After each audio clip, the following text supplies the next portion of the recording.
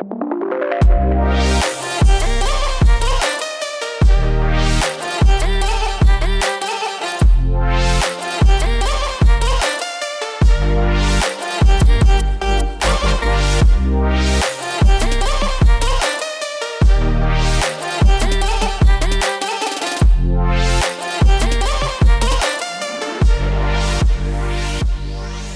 ora, Arise You fam, I am Louise and I'm from the Whangarei campus, and we also have Will here with us tonight. Kia ora everyone, good to see you, and pumped to be together. Yeah, it's pretty exciting. We are finishing off Life Group for the year. Wow. Crazy, it's gone so fast. Yeah, it's been a year, alright. But we are finishing off our series about having real relationships. Be Real is our series, and we've had an awesome time talking about our home life, having older people in our life to really help us on the journey. And tonight we want to go over some practical tips about how to really have great real relationships with our friends, and also in our dating, romantic, summer loving relationships. But I think it's so important in this that we not only have relationships that are based on social media or are disconnected. We're in a generation that's super lonely, I think, and we need to make sure we have real face-to-face conversations. We have relationships that are real. And I think for me personally, it's been a long time since I was in school. I know, crazy. But the friends that I still have now from school are the ones that I got real with, that I actually had intentional conversation, that I listened to, that I took the time to be a part of their world and know what was going on in their life. And I think that's so important, and it's a testament that it wasn't just superficial, it wasn't just a hi-bye, but it was actually like a sit down, go to their house, actually do life, hear how their relationship with God is. What about you, Will? Oh, I love that. I think for me, like living in our day and age, we're connected to big events and what's happening around the world, but studies show that we're really lonely in interpersonal relationships. And so I love that, being genuine, spending the time where you're intentionally hanging out with your crew face to face. And I think for me, I think about my wife. If I only was to date her online, there would be no depth. There will be it would just be weird. But over the years, the face to face, the date nights, the one-on-one coffees, the time we spent together, we'll be able to create deep and genuine relationship. And I even think about Jesus, if he didn't come on earth face to face, wow. There will be no genuine relationship. And I love That's amazing. We've got a fun question. We would do. You rather? Yeah. Oh, would you rather? I love this game. these. Yes, I to do get too. you started in Life Group. It's a bit of a crazy one, but it is, would you rather, from this moment in time, only be able to communicate in song, I know you'd love that, Will, or by only writing stuff down? I love that. Crazy. Well, get into your life groups and have a discussion.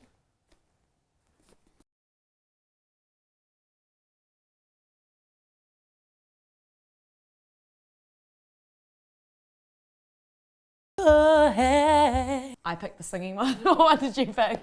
That was good, eh? Yeah, that was her worship audition, guys. So you'll see her on the broadcast service next Sunday. So, anyways, what one did you pick?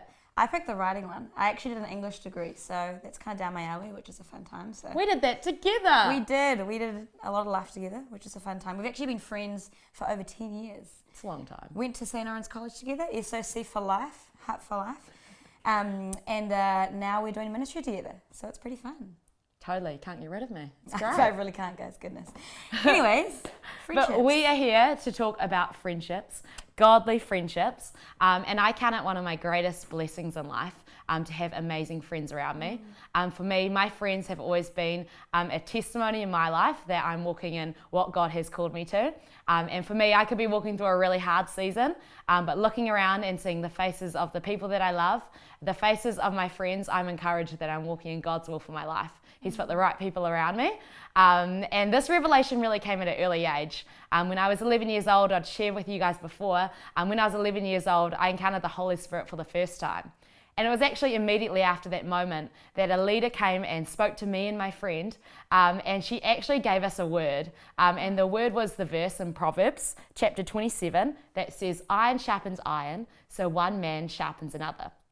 And I really love this verse because what it's saying is that we can have relationships in life that are not just about things that make you feel good, that aren't just about a relationship where you get things, where you benefit from them, but iron sharpen iron friendships are about growing each other. Iron sharpen iron friendships are about challenging each other. And I'm so fortunate in my life to have friends that have challenged me, that have pushed me into the call of God over my life. Friends that even when I didn't want to hear it, have given me amazing advice, have challenged me on how I live my life. And I believe that's actually God's intention for our friendships. Totally. Not just that we'd just have fun together, not that we'd just make memories together. And even though we have all of that, but more than that, that we'd be sharpened by one another, that would actually grow with one another. And I believe that, like, in my life, my friends have always been the ones that have pushed me on the call of God for my life. Yeah. And that's something I'm grateful for. But I think for all of us, that's really God's intention for us. Totally. Yeah.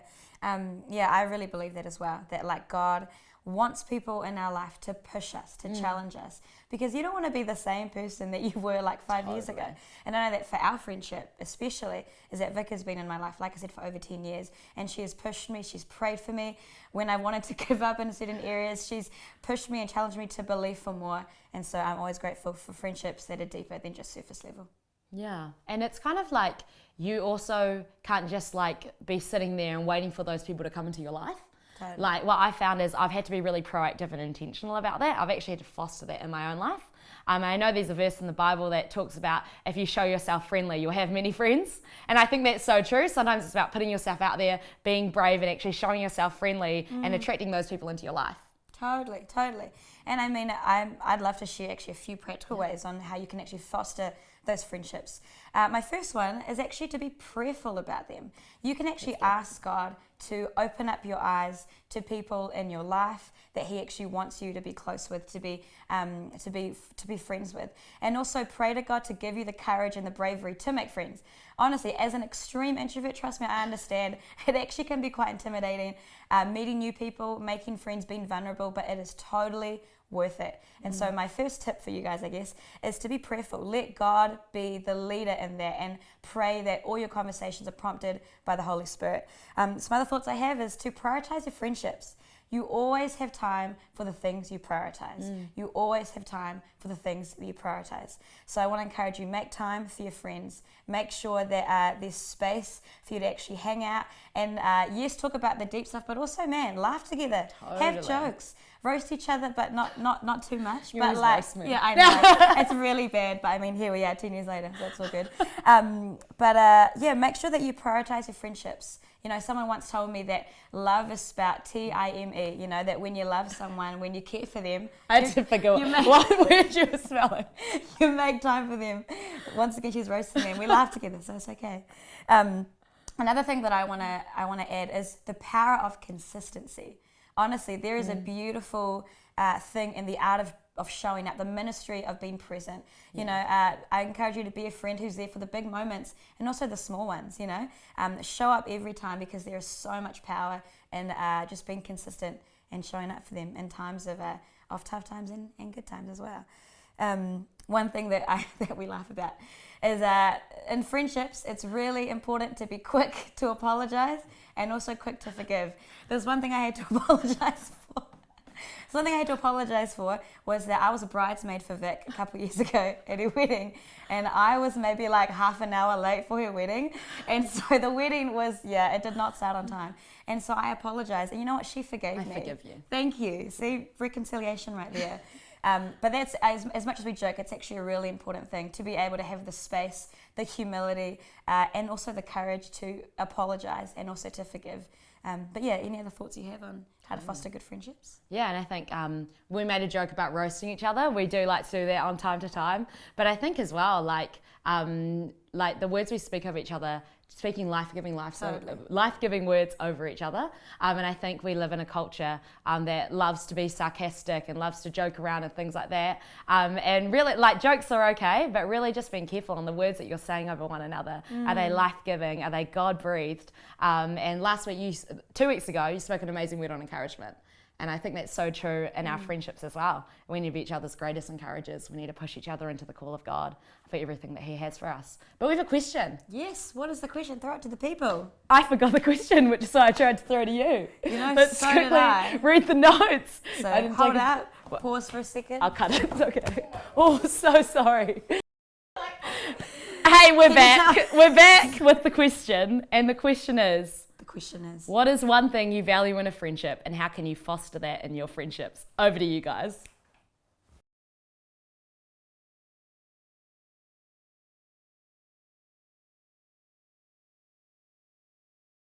Well, hi guys, welcome back. We're here and we're going to talk about dating relationships. It is summer coming up. It is. So we all know all of you are going to get on the summer romance buzz and we're here to help you. That's true. We're gonna talk about all sorts, and I'm personally very excited because I get to talk about. I've never actually talked about this as a married man, so I'm pumped about this. I'm This is fun. excited. I don't know why I'm so excited, but this is gonna be a good time. How are you feeling? Great, you know? Yeah. But we should talk about maybe what we learned when we were dating. Yeah. Started dating in 2017. 2017. For a second. 2017. 2017. So it's been 5 years. It has, and we got married in 2020. So we dated for a while actually before we got married. We weren't like one of those Christian couples who got married within like 6 months of them starting to date, you know, but all good. You were keen to, but... Yeah. That's another story. But yeah, what are we going to talk about tonight? Well, I was kind of thinking, what did we learn while we were dating? Nice. You know, and like we're still learning, still figuring it out, but I feel like we know a few things. One or two things. One or two. Maybe one thing. Yeah. And I was thinking about how like you go into dating and you think there's a million things that you need to figure out. Or maybe you start dating and you realize there's, you know, a few things you need to figure out. That's true. But I was thinking like it actually just all comes back to like one really simple thought. And I thought I'd share a little bit about that. And I was thinking one of my favourite verses in the Bible is that verse in Matthew that talks about seek first His kingdom and righteousness and all else will be added.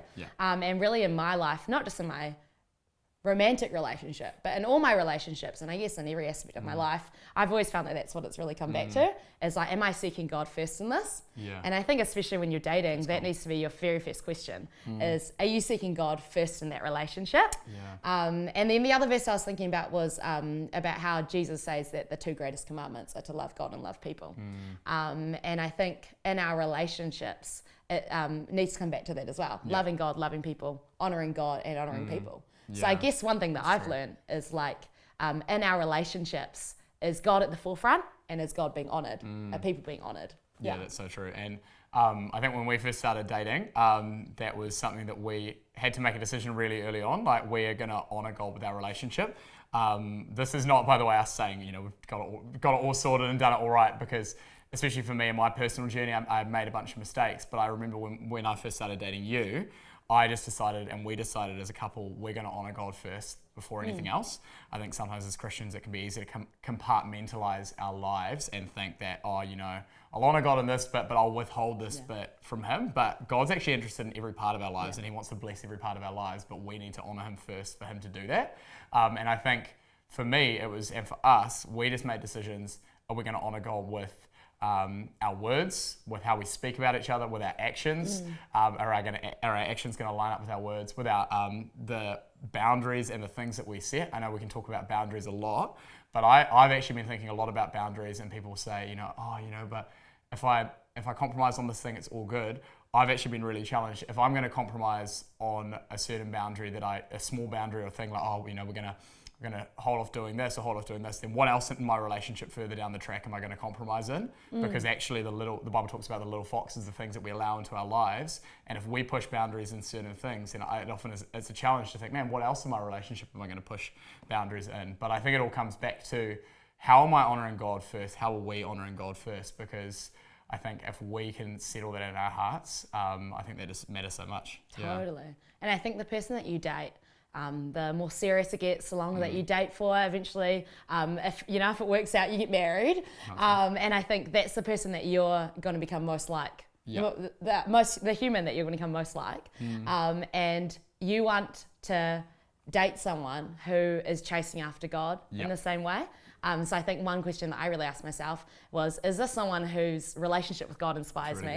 good. Is this someone who honors God in a way that challenges me, that inspires me? Yeah. And not to sound corny, but I think like one of the things that I felt when we were dating that made me want to pursue the relationship further was that I just felt encouraged of the things of God in my life. Like I felt encouraged to dream the God dreams are on my heart, and I felt like I could do it. Yeah. And I felt like this was someone that I could build the house of God with. Yeah. And I felt like this was someone that honored God in a way that inspired me to honor God more. Yeah, and that was the same for me with you, and Cute. I think, you hope so. But I think that is so important because I think eventually, you're either going to spend some time with this person, and it could really lead to an amazing future, an amazing marriage. But you've got to decide: is this person pushing me into the call of God? Are they drawing me closer to what God has in my life? And if they're not, then the decisions and the things that they're doing, are they non-negotiables? Are they compromising on things that are non-negotiables in terms of their walk with God or the call of God on their life? Or are they drawing me closer to the call of God? I think that's a really good way. And I think, we've touched on honoring God, but I think it's actually also so important that we are honoring people with our relationship, loving people with our relationships. And that starts with the person that you're dating or wanting to date is how is the relationship or the relationship that we're going to have, how is that going to honor that person? Because I think sometimes we can think with relationships, what do I get out of it? What's it for me? But it's actually so important, especially when our relationships continue to progress and starting to look to our future, that we aren't just thinking about ourselves, but how am I going to honor this person in our relationship? Yeah. Totally. And I think as well, like we just talked before about friendship, and does also your relationship love and honor the people that are around you is so important. And I was thinking about before we got married, before you even asked me if I wanted to marry you, you went and you asked my dad. And the reason you asked my dad was because there was honor there, and we wanted to bring that honor for our parents into our relationship and into our marriage. And I think as well as honoring God, a byproduct of that is also that you honor your parents, you honor the people that are around you, honor your friends with your relationship. Yeah, and I think that's a really good thought, because I think sometimes we can try and make relationships work or try and compromise on things because we love this person so much, but there are people in your life that you trust, like your parents, your friends, and if they have reservations about this person, I would be asking the question, why? And if we're unwilling to listen to those voices, then I would reconsider, why am I not listening to these voices? What is prompting me to just say, I'm just gonna choose this person, I'm just gonna make this work and compromise on these things? But God has placed people in our lives for a reason to speak into our lives. And I think with a relationship that really honors God, like Vic said, it does honor people. What do your friends say about that person that you're dating? Do they think it's that's an amazing person for you that's going to push you into the call of God? Or what do your parents think? They say, man, that person really brings out what God has for your life or brings out the best in you. And maybe if they're apprehensive about it, ask yourself the question why and look into that. The other thing I would say is have people that speak into your relationship and hold you accountable. Sometimes couples can kind of just become this odd silo off to the side. But I've talked to a lot of young people. When I was dating you, I was like, man, I've got these boundaries that I want to stick to. But you actually can't do it alone. Yeah. You actually need people to speak into your life, and you need to go to them. So I went to people that I trusted, and I would say, hey, I need you to hold me accountable to these things, because sometimes we think we can do this all on our own. You can't. Just straight up, you can't. You need people that are going to speak into your life to say, hey, are you slipping up on that boundary? Or hey, you set that boundary that you want to create to have an amazing future together, but you need to allow them to speak into your life. And so don't be isolated. Get around people that you trust. Get people who are going to speak into your life. Have that relationship that honors others. Totally. So to sum it all up, you want to find someone that honors and loves God, and find someone who honors and loves people. Especially to the ladies, their wardrobe, that can change, their habits, that can change, but those are the non-negotiables. How do they treat God? How do they treat people? But we're going to throw to a question, and that is the end from us. It is the last episode of 2022. We'll see you at summer camp. We love you guys so much. The last question. I nearly didn't say it, but what's the last question? The last question is, what do you think it looks like to have a relationship that honors God? Why don't you talk about that now?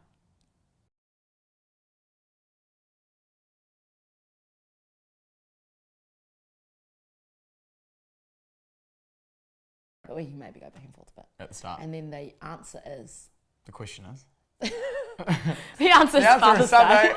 What's the question? The question is,